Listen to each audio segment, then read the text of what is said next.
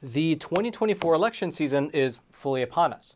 However, unlike a normal election cycle where we would cover things like campaign rallies, speeches, endorsements, nominations, and policy positions, well, this year we're instead forced to cover the ongoing development in President Trump's many legal battles.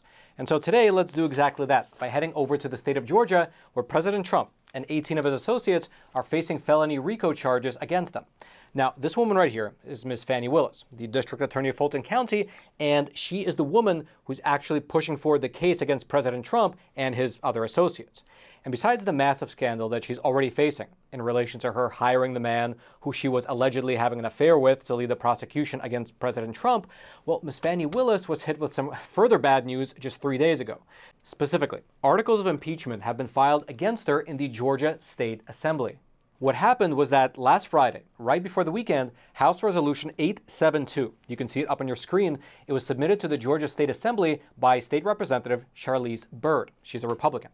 This resolution, it accuses Ms. Fani Willis of using her office not to pursue justice, but rather for political gain. Quote, the 10-page State House resolution filed on Friday by Ms. Byrd outlines the case for charging Ms. Willis with violations of oath by a public officer under Georgia Code Section 16-10-1. And just for your general reference, that particular state statute, here is what it says in relevant part. Quote, any public officer who willfully and intentionally violates the terms of his oath as prescribed by law shall, upon conviction thereof, be punished by imprisonment for not less than 1 nor more than 5 years. Now, this resolution then goes on to list 22 specific articles of impeachment, each one of them being an alleged violation of that particular law, Georgia Code 16-10-1.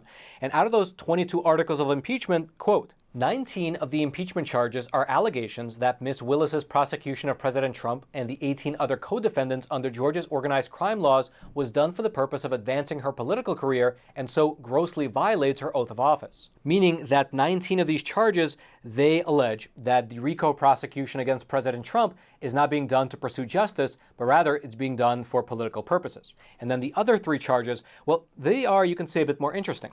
One of the charges is for allegedly withholding material evidence from the jury. Then another one of the charges has to do with Ms. Fani Willis allegedly owing money to the state of Georgia when she took office. Here's specifically what the resolution says. Quote, allegedly falsely claiming she was not the holder of any unaccounted for public money due the state while owing late fees stemming from her candidacy for office. Now that is a very unusual charge, and what it basically means is that over in the state of Georgia, it's illegal for someone to take office if they owe money to the state. And allegedly, Ms. Fani Willis was sworn into office while she still owed money to the Georgia Elections Commission, while at the same time she again allegedly claimed that she did not owe any money. And then the last of the charges in the articles of impeachment here has to do with her, quote, swearing in her oath of office to take only my lawful compensation while allegedly profiting from her relationship with Mr. Wade. And of course, that last part there about Mr. Wade, that refers to the ongoing scandal that's been brewing in this case for the past 3 or 4 weeks now, ever since a bombshell court filing revealed the fact that Ms. Fani Willis had actually hired Mr. Nathan Wade, with whom she was having allegedly an affair with, to be the lead prosecutor against both President Trump and the other co-defendants. She then paid Mr. Nathan Wade significant amounts of taxpayer money, about $700,000 in total, after which he turned around and, again, allegedly took her on many beautiful vacations to places around the world, Napa Valley, Florida, the Caribbean, and so on. Now, when introducing these articles of impeachment, Ms. Charlize Byrd, she said this in a statement, again, when she actually introduced the articles, quote, Fani Willis has a laundry list of potential conflicts that make her unworthy and unfit to be the district attorney in Fulton County. Someone elected to that office is expected to uphold the law and not weaponize their office for political gain. The time to act is now, and I encourage my colleagues in the General Assembly to join me and impeach Fani Willis. Now, the way that this works in Georgia is very similar to the way it works at the federal level. Now that these articles of impeachment have been introduced to the Georgia State Assembly, they will be voted upon, and if it's voted in the affirmative, there will be an actual trial in the Georgia State Senate. And given the fact that the Georgia State Assembly is overwhelmingly in the hands of Republicans, it might very well go through. And also it's worth noting that the Georgia State Senate is overwhelmingly controlled by Republicans, and perhaps they are chomping at the bit to hear this trial. That's because, interestingly, on the very same day that these articles of impeachment were introduced to the Assembly, on that very same day, the Georgia State Senate also passed a separate piece of legislation which established a committee to investigate Ms. Fani Willis. Quote, the Georgia State Senate voted on Friday to create a special committee to investigate Fulton County District Attorney Fani Willis after a Republican senator said she misspent tax dollars in her criminal prosecution of former President Trump. The state Senate vote was 30-19. The text of the bill said if Willis and Wade's relationship was proven to exist, it would constitute a clear conflict of interest and a fraud upon the taxpayers of Fulton County and the state of Georgia. It would establish grounds for Willis to recuse herself and appoint someone new to the case instead of Wade. Now, in terms of why the state Senate voted as they did to launch this investigation, well, according to State Senator Brandon Beach, quote, it is becoming more and more clear that this was prosecution for personal profit. It is my hope that this investigative committee will use its subpoena power and subpoena witnesses and records to explore if state funds were spent on these lavish trips and fine dining restaurants. Did security details travel on these trips and who paid for their expenses? Did Ms. Willis break any ethics laws by not disclosing any gifts she received? And so it appears that Ms. Fani Willis is at the moment getting hit from every angle. The Georgia State Assembly is about to vote on these articles of impeachment. And just for your reference, as I mentioned earlier, the Georgia Assembly is overwhelmingly right now in the hands of Republicans. And so if they vote to go ahead and impeach, then the impeachment trial would actually take place in the Georgia Senate, which is also overwhelmingly at this moment in the hands of Republicans. Then, aside from the articles of impeachment, you have the Georgia State Senate completely independently launch their investigation into this matter, the one that we just read about. Then you also have the chairman of the Fulton County Audit Committee launching a separate investigation into the supposed misuse of county funds. Then you also have the House Judiciary Committee at the federal level launching their own official investigation into Mr. Nathan Wade and whether or not federal money flowed through Fulton County to him. Then you have the presiding judge in the actual RICO case against President Trump and his 18 other co-defendants. He's also demanding answers from Ms. Fani Willis, giving her a deadline of this upcoming Friday to answer questions in writing regarding this whole supposed affair. Then you also have the divorce proceedings between Mr. Nathan Wade and his actual wife, Ms. Jocelyn Wade, in which details about this alleged affair are beginning to come to light one after the other.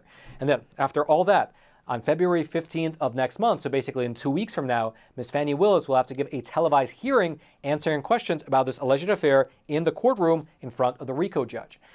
It seems like realistically, even from just a time perspective, it's hard to imagine that anyone in the Fulton County District Attorney's Office can reasonably be expected to devote their full attention to the Trump case when they have these different investigations, probes, impeachments, and hearings all hanging over their heads. All right, just to pause here for a super quick moment, I'd like to introduce the sponsor of today's episode, which is a phenomenal company called AMAC. That's AMAC, and it stands for the Association of Mature American Citizens. They are quite literally one of the fastest growing conservative organizations in all of America, and you should consider joining for 3 main reasons. The first is the money-saving benefits, because as a member of AMAC, you will get exclusive access to a ton of discounts and many different verticals. Things like vitamin stores, restaurants, retail shops, and so on and so forth. If you want to check out a full list, it's pretty exhaustive, you can do so over on AMAC's website.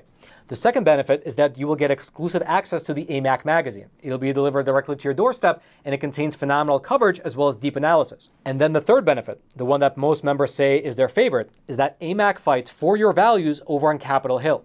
In fact, you can check out over on their website exactly what they're doing on Capitol Hill in terms of fighting what they refer to as the socialist storm that's brewing in this country. And so head on over to amac.us/facts matter and sign up today. I'll throw a link down in the description box below as well. And so we'll just have to wait and see how everything here plays out. If you'd like to go deeper into this story, I'll throw all my research notes down into the description box below this video for you to peruse at your own leisure. And I should mention there's that same description box right below those like and subscribe buttons, both of which I hope you take a quick moment to smash so the YouTube algorithm will be forced to share this episode out to ever more people.